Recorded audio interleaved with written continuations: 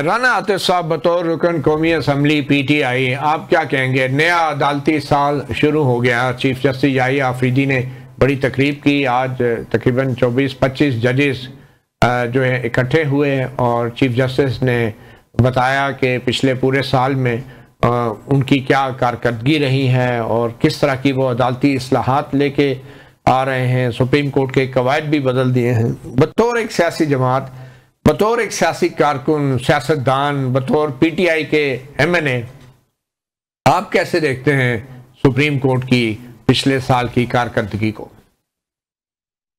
मतीउल्लाह जान साहब, आपके सवाल पे आने से पहले मैं थोड़ा सा एक जिक्र कर दूं। हालांकि बड़ा हमने मुल्क के तो बहुत बड़े इश्यूज हैं, हमने 15-20 मिनट आवाम के हमने इस बात के ऊपर हमने लगा दिए। मैंने आउटराइट इसको कह दिया कि ठीक ऐसा नहीं होना चाहिए था, लेकिन ये वही साफी है मसूफ जिनको बात करने की बिल्कुल तमीज भी नहीं है। मैं आपको बताऊं, इन्होंने इमरान खान से सवाल किया और वो बड़ा वायरल क्लिप है कि जिसमें बड़े फख्र से ये बता रहा है, ये जो भी है आदमी, कि मैंने इमरान खान से पूछा कि आपको शर्म नहीं आती? इसको बात करने की इतनी तमीज है।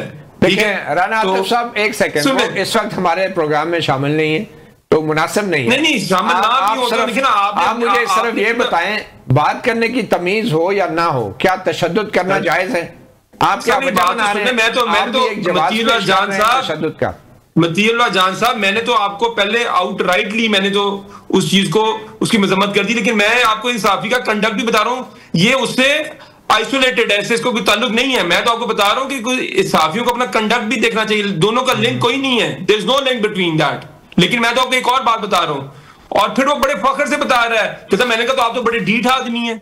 ये इस आदमी को शर्म आनी चाहिए। नहीं, बहरहाल राना साहब, मेरे ख्याल में शर्म आनी चाहिए इस तरह की बातें करते हुए। एक तो आप ही तो कंडेम करें ना इस तरह की बात सुने। तो आपने सुना होगा, मेरी बात सुने, आपने सुना होगा कि जालिम मारे थे रोन भी न दे।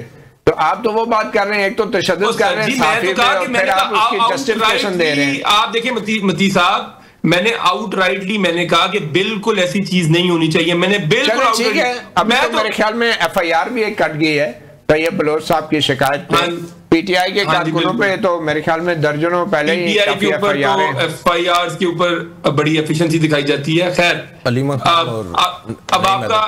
आपका सवाल आगे क्या था? ये अलीमा खान और नईम हैदर पंचौथा साहब के खिलाफ FIR काटी गई है। नहीं, वो मुझे पता लग गया। मैंने कहा वो तो हमारे खिलाफ तो FIR तो इतनी बड़ी बात नहीं है, हमारे खिलाफ तो FIR तो रोज ही दर्जनों के हिसाब से कटती हैं।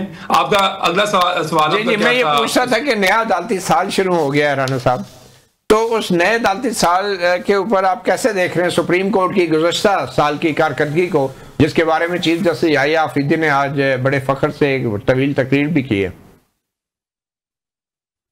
देखिए, जैसे कि आप जानते हैं, मेरा ख्याल है कि जो सुप्रीम कोर्ट के 4 सीनियर मोस्ट जजेस हैं, उन्होंने एक नहीं बल्कि मैंने एक पहले खत मंसूर अली शाह साहब ने लिखा, अब एक खत if I am not wrong उन्होंने आज फुल कोर्ट की मीटिंग किया, बाइकआउट किया। ठीक है, वो शरीक नहीं हुए, फुल कोर्ट की मीटिंग में बड़े फैसले भी हुए। तो आपकी क्या उम्मीदें हैं इन 4 जजेस से? बाय द वे, देखिए, हमारी किसी जजेस से हमारी उम्मीदें नहीं, हमारी तो जुडिशरी एज ए इंस्टीट्यूशन उम्मीद है। देखिए, दुनिया के अंदर पिछले 100 साल के अंदर जो जिसे हम जदीद दुनिया कहते हैं, इसका एक बड़ा जो पिवटल जो पिलर है वो एक इंडिपेंडेंट जुडिशरी है। और जुडिशरी ही इंश्योर करती है रूल ऑफ लॉ को और एक रूल बेस्ड सोसाइटी को। इंसानी तारीख ये हमें बताती है, इसके ऊपर आपको इसमें हजारों PhDs हो चुकी हैं, हजारों किताबें लिखी जा चुकी हैं कि इंसानी माशरे के अंदर तरक्की हुई कैसे है। आप कोई किताब पढ़ लें, सुप्रीम कोर्ट की पिछले साल की कारकर्दगी PTI के नजदीक कैसी रही? देखिए, मैं आपकी मती साहब, मैं आपको जो मैं बात बता रहा हूँ, तो वो तो एक चीज इंश्योर करती है कि माशरे के अंदर, जिस माशरे में जो माशरा रूल बेस्ड नहीं होगा, जिस माशरे में रूल ऑफ लॉ नहीं होगा, वो माशरा तरक्की नहीं करता। और वो बाकी अगर आप देख लें, बाकी देखें, आप तो हमें कहें कि हमारे जो तहफ़्फ़ुज़ात हैं, जो हमारी जो रिजर्वेशन है, वो तो शायद इस वजह से है क्योंकि हम इसमें एक फरीक है या हमें इंसाफ की जरूरत है, तो हम तो यही कहेंगे। मैं सवाल आपकी तरफ पलटाता हूँ, आपका क्या ख्याल है? हमारा तो ख्याल तो हम तो उसी के लिए तो हम जद्दोजहद कर रहे हैं, उसी की तो हम सारी बात कर रहे हैं। अगर हमें इंसाफ मिलता हो तो देखिए, हमारी तो एक एक केस हमारा 6-6 माह, हमारी तो 6-6 माह, हमारे लीडर इमरान खान की 6-6 माह 8-8 माह अपील ही नहीं लगती अदालतों के अंदर। आपके सामने है। हमें तो जो इंसाफ लेने के लिए जो दुश्वारियां हैं वो तो नाकाबिले बयान है।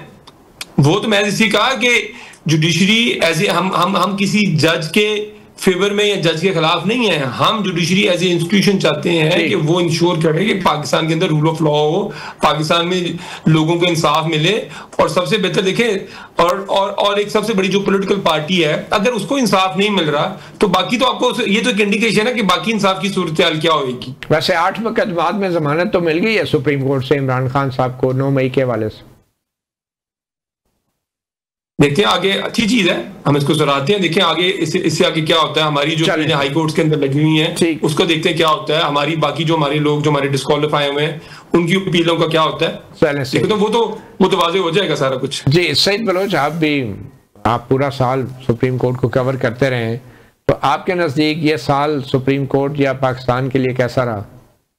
देखें मती साहब, बहुत सारी चीज़ें जो इदारा जाती सतह पर चीफ जस्टिस पाकिस्तान करने की कोशिश कर रहे हैं, उसका शायद जो नतायज हैं वो अगले चंद माह में हमें देखने को मिलें। फौरी तौर पर शायद वो नतायज हमें नज़र ना आए, लेकिन दूसरी जानिब बहुत सारे ऐसे इशूज़ हैं जहाँ पर अदलिया को बतौर आइन की मुहाफिज अपने जो इक़दामात थे वो करने चाहिए थे। मुल्क के अंदर रूल ऑफ लॉ के हवाले से या बुनियादी हकूक़ के तहफ़्फ़ुज़ के हवाले से जो सबसे ज़्यादा एक शिकवा अवाम की जानिब से या सियासी जमातों की जानिब से किया जाता है। माजी में हमने देखा कि सुप्रीम कोर्ट ऑफ पाकिस्तान की जो मदाखलत है एग्जेक्टिव के अंदर वो बहुत ज़्यादा थी, और इस वक्त हालत ये है कि सुप्रीम कोर्ट का जो अपना उसकी जिम्मेदारी बनती है सुप्रीम कोर्ट वो भी अदा करने में नाकाम है। तो या तो सुप्रीम कोर्ट बहुत ज़्यादा क्रीज से आगे निकल जाती है, या फिर वो उसका पांव क्रीज से इतना पीछे हो जाता है कि वो भी समझ नहीं आती कि ये कौन सी जिम्मेदारी अदा नहीं की सुप्रीम कोर्ट ने गुज़श्ता साल। देखिए गुज़श्ता साल में एक तो जो सबसे बड़ा इशू हमने देखा मखसूस नशिस्तों वाला केस था। 1 साल तक सुप्रीम कोर्ट के उस फैसले पर अमल दरामद नहीं हुआ। सुप्रीम कोर्ट के फुल कोर्ट का फैसला हमने इससे पहले नहीं देखा है, कम अज़ कम जो मेरी कोई 8-10 साल मुझे हुए हैं कोर्ट रिपोर्टिंग करते हुए, कि सुप्रीम कोर्ट की फुल कोर्ट का कोई फैसला हो और उस फैसले पर अमल दरामद ना हुआ हो। ना सिर्फ इलेक्शन कमीशन ऑफ पाकिस्तान बल्कि हुकूमत पाकिस्तान और दीगर जो हुकूमती सियासी जमातें हैं पार्लियामेंट, उनकी जानिब से भी सुप्रीम कोर्ट के फैसले पर अमल दरामद नहीं किया गया, बल्कि सुप्रीम कोर्ट के उस फैसले को गैर मुअस्सर करने के लिए एक कानून साजी की गई।